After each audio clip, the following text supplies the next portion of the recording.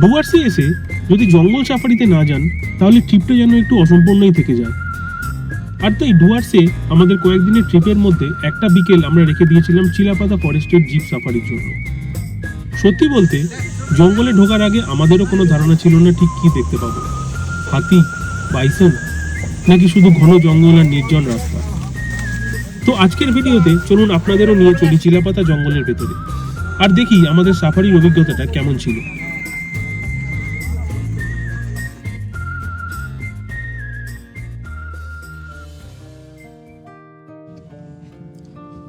আমরা কয়েকদিনের জন্য এসেছিলাম ডুয়ার্সে।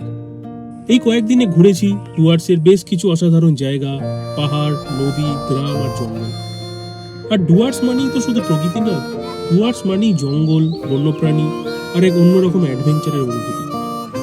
এই জঙ্গলগুলো ঘুরে দেখার জন্য মূলত দুটো জনপ্রিয় উপায় আছে, একটা হলো হাতি সাফারি আর আরেকটা হলো জিপ সাফারি। আজকের ভিডিওতে আমরা চলেছি চিলাপাতা ফরেস্ট রেঞ্জের মধ্যে জিপ সাফারিতে।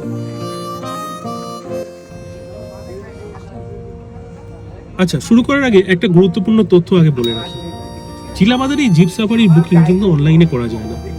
সাধারণত আপনারা যে রিসর্টে থাকবেন সেই রিসর্টের লোকজনের সঙ্গেই কথা বলে নিতে হবে, তারাই ফোন করে জিপের ব্যবস্থা করে দেন। সাধারণত সকালের কয়েকটা স্লট আর বিকেলের দিকে কয়েকটা স্লট থাকে। আমরা যেহেতু বাবলুদার রিসর্ট চিলাপাতা ডেনে ছিলাম, তাই ওখান থেকেই বিকেলের একটা স্লট বুক করে নিয়েছিলাম। আর মজার ব্যাপার হলো সাফারি শুরুর জায়গাটাও ছিল আমাদের রিসর্ট থেকে একেবারে কয়েক মিনিটের দূরত্বে।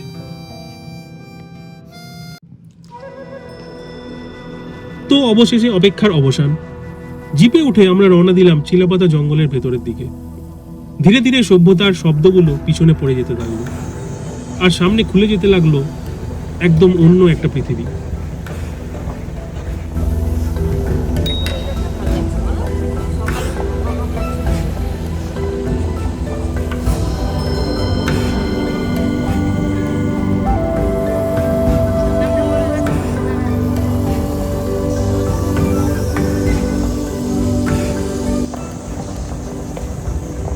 চারিদিকে শুধু সবুজ আর সবুজ, উঁচু উঁচু গাছ, ঘন জঙ্গল আর তার মাঝখান দিয়ে সরু রাস্তা ধরে এগিয়ে চলেছে আমাদের জিপ।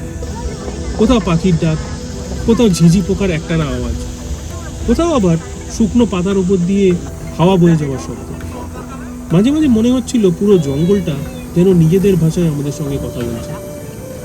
আরেকটা জিনিস খুব ভালো লেগেছিল, ফোনে কোনো নেটওয়ার্ক নেই, কোনো নোটিফিকেশন নেই, কোনো ফোন কল নেই, শুধু আপনি, জঙ্গল আর প্রকৃতি।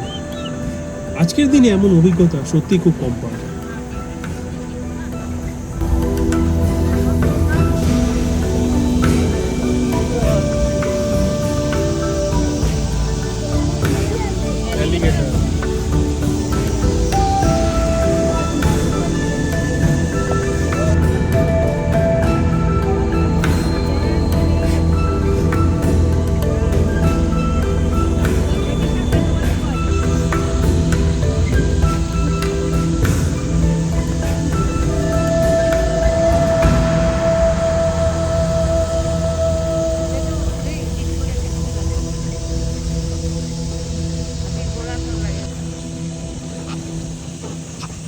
আমাদের চোখ তখন চারিদিকে, কোথাও যদি হঠাৎ একটা হাতি দেখা যায়, অথবা একটা গন্ডার, অথবা কোনো বাইসনের দল।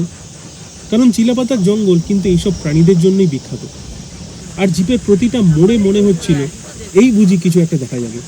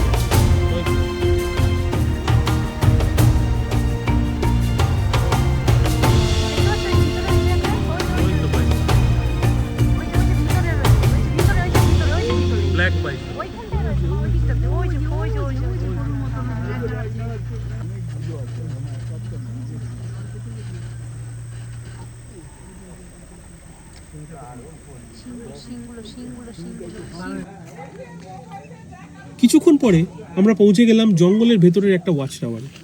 এখান থেকে দূরের জঙ্গল, তৃণভূমি, বেশ সুন্দর একটা ভিউ পাওয়া যায়। অনেক সময় এখান থেকে হাতিও দেখা যায়। আমরা অনেকক্ষণ চারদিকে চোখ রাখলাম, যদিও সেদিন আমাদের ভাগ্যে বুনো হাতির দেখা জোটেনি।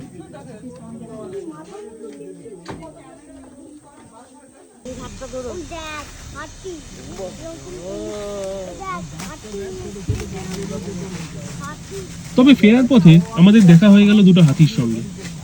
যদিও এটা বন্য হাতি নয়, ফরেস্ট ডিপার্টমেন্টের ট্রেন হাতি, যাদের নিয়ে বনকর্মীরা জঙ্গলের ভেতরে কাজ করতে যাচ্ছিল। তবুও এত কাছ থেকে হাতি দেখতে পাওয়ার অভিজ্ঞতাটা কিন্তু দারুণ ছিল। দেখতে দেখতে কখন যে বিকেল গড়িয়ে সন্ধ্যা নেমে এসেছে বুঝতেই পারিনি। ধীরে ধীরে জিপটা জঙ্গল ছেড়ে আবার সভ্যতার দিকে ফিরতে শুরু করল। হয়তো সেদিন আমরা গন্ডার দেখিনি, বুনো হাতিও দেখিনি, কিন্তু চিলাপাতা জঙ্গলের যে নীরবতা, যে সবুজ, যে শান্তি আর যে অনুভূতি আমরা সঙ্গে করে নিয়ে ফিরলাম, সেটা কোনো ক্যামেরায় পুরোপুরি ধরা সম্ভব না। ডুয়ার্সে এলে যদি সুযোগ পান, চিলাপাতার এই জিপ সাফারিটা একবার অবশ্যই করে দেখবেন। হয়তো আপনাদের ভাগ্যে সেই বুনো হাতির দেখাও মিলতে পারে। আর যদি ভিডিওটা ভালো লাগে তবে লাইক, শেয়ার আর সাবস্ক্রাইব করতে ভুলবেন না। দেখা হবে পরের ভিডিওতে। ততদিন ভালো থাকুন আর ঘুরে বেড়ান।